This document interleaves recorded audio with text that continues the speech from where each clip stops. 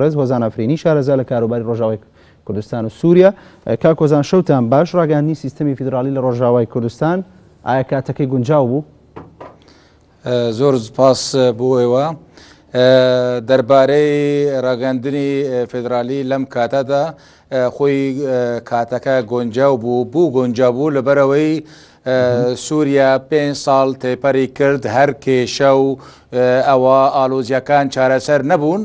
بۆیە ئەمڕۆ ئێمە دەبینن بوو چارەسەرکردنی کێشەکان هەروەها ئەو ناوچایی کە لە ژێر خاکی ژێر دەستی ئێمەدایە بوو نمونە لە سەدا 25 لە ژێر دەستی یەپەگە و یەپەجە و هێزەکانی سووریا دیموکراتدانا.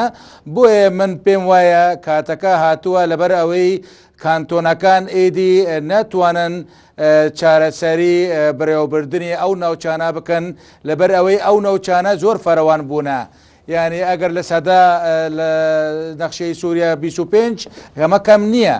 بۆیە ئەمڕۆ پێویستی بە فیدرالی هەیە بۆ ئەوەی کە پێکاتەکانی دیکە سووریا وەکو لە شەدادیا و لە ڕەقا و لە دێر زۆر و لە ناوچانی دیکە هەوسنووری ڕۆژاوای کوردستانن ئەوانش بەشدار بن و بە بڕیارێکی گۆنجاو لەلایەن هەموو پێکاتەکان ئەم بڕیارە دراوە. یعنی ئەم بڕیارە نەتەنها یێ لایەنی کوردیە، ئەم بڕیارە یێ چیچەنەکان، تورکمانەکان، ئەرمەنیەکان، هەروە ئاشووری و سووریانیەکان و عەرەبەکان بەشدار بوونە. بەڵێ کاک وەزان، پاش ڕاگەاندنی سیستەمی فیدرالی لە ڕۆژاوای کوردستان دژایەتی زۆر لە ناوخۆی سووریا لەلایەن حکوومەتی سووری و ئۆپۆزیسیۆنی سووریا و لە دەرەوەش لەلایەن ئەمریکا و لەلایەن رووسیا و لەلایەن تورکیاوە دژایەتی ئەم بڕیارە کرا. هیچ ئامادەکاری کراوە بەرگەی ئەو هەموو دژایەتیە دەگرن؟ کاکە با ئێمە ڕاستیەکان بڵێن. ئێستا هەریمی کوردستان بە هەمان شێوە وابوو.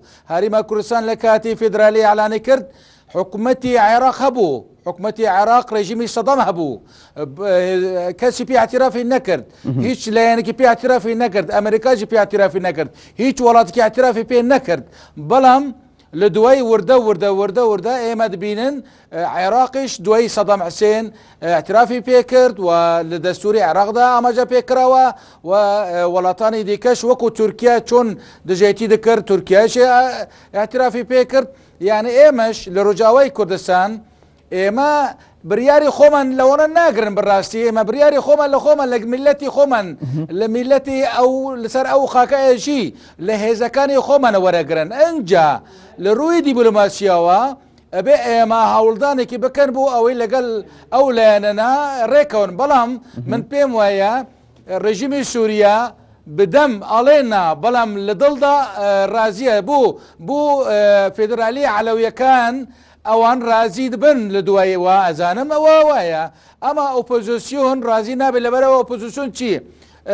ئۆپۆزیسیۆن ئەمڕۆ لە تورکیا تا تورکیا ڕازی نەبێ ئۆپۆزیسیۆن ڕازی نەبێ. ئەمە ڕاستیەکە. بۆیە من پێم وایە ئەم هەنگاوە زۆر ڕاستی بۆ خزمەتی مەرحەلە و قۆناغی ئەمڕۆیە و بۆ دۆزی گەلی کورد هەنگاوەکی مێژوویە. بۆیە من پێم وایە ئەوەنەی کە دژایەتی دەکەن جددی نین. ینی ئەمریکا خۆی من بۆت بێژم ئەمریکا تەنها لە ڕاگەاندن ئاڵێ ئەمریکا لە دڵی خۆی ئەمریکا هەروە لە ناو ڕۆژاوای کوردستان شتێکی وەی نەکردووە یانێک دژایەتی بکە. بۆ نمونە ئەمریکا ئەڵێ ئێمە بەردەوام دەبن لەگەڵ لە هێزەکانی یەپەگە بوو دژایەتی داعش. کاتە کاک وەزان تێڕوانینی ئەمریکا و رووسیا چۆن دەبینن پاش ڕاگەاندنی سیستەمی فیدرالی لە ڕۆژاوای کوردستان؟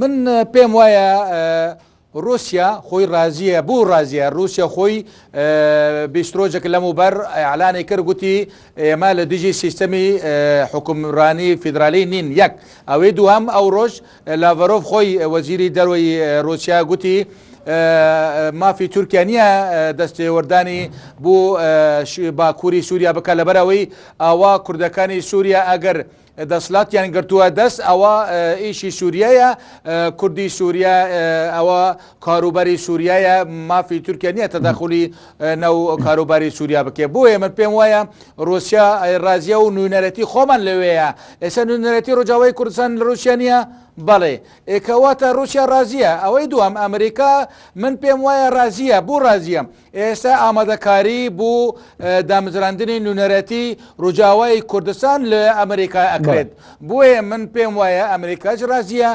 ئەمریکا ئەمڕۆ خۆتە ناگادارن ئەوە لە عەفرین و لە ناوچەکانی دیکە لە ناو دەم و دەستگاکانی حکوومەتی فەدرال وەکو سەردان دەکەن لێکۆلین دەکەن هەروەها بوو داهاتوو بزانبن چۆن هاوکاری بکەن پێم وایە ئەمە دەژێتی نییە بپێچوانەوە ئەمریکا چرێ سەوز کردووە بەڵام بە شێوەیەکی دیبلومەسیانەی تازە.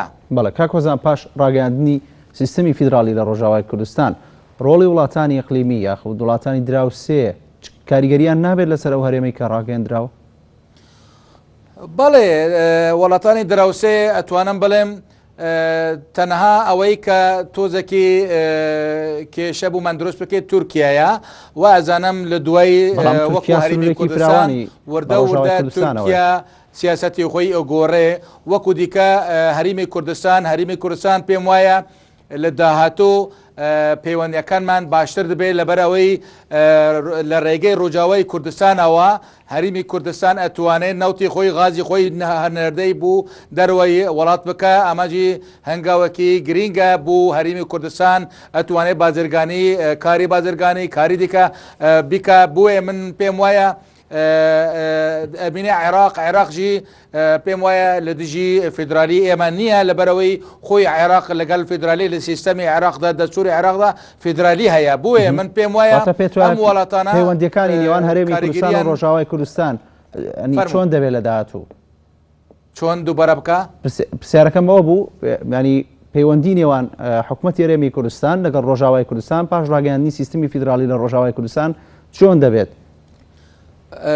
هەرێمی کوردستان من پێم وایە وتم ینی نەچارە یان هەرێمی کوردستان ئەگەر لەگەڵ ڕۆژاوای کوردستان پەیوەندی خۆی باشنەکێ زرار دەکێ بۆ زرار دەکێت لەبەر ئەوەی ئێستا لەگەڵ تورکیا پەیوەندی هەیە باشە بەڵام ئەو پەیوەندیە تورکیا وەکو کاغازێکی فشار ئەخەتە سەر هەرێمی کوردستان بوون ڕەوشی کوردەکان بوو کوردی باکووری کوردستان و ئەوەنە بۆیە من پێم وایە ڕۆژاوای کوردستان ئەبێ جێگەی هەنەسا بوو بازرگانی نەوت و غاز و بازرگانی دیکەی لەگەڵ ئەوروپا و لەگەڵ وڵاتانی دیکە بۆیە هەرێمی کوردستان پێم وایە پێویستی بە ڕۆژاوایە و پرۆژاوای کوردستانیش پێویستی بە هەرێمی کوردستان هەیە و پێم وایە لە داهاتوو هەرێمی کوردستان هەڵوێستی خۆی سیاسەتی خۆی گۆڕا و ینی هاوڕێتی دەکا و دووسایەتی دەکا و دراوسێتی دەکا.